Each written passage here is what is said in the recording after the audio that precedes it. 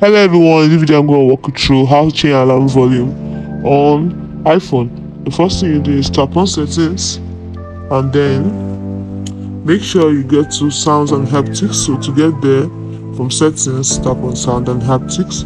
Then you see this change with buttons, make sure it is turned on. This will allow you to be able to change the volume of the ringer and alert using the volume buttons. So once you've done that, then you go back to your clock, tap on clock, tap on the alarm, tap on sound,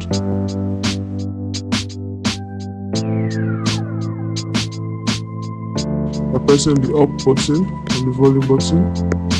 Then you pull like this.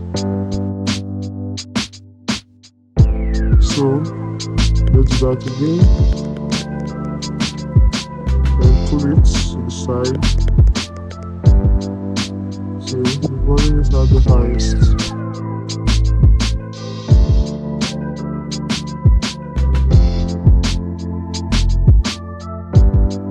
So that's it. That is how to increase the volume of alarm on iPhone. Hope you find it helpful. If you did, like and subscribe to the channel for more. Thanks for watching.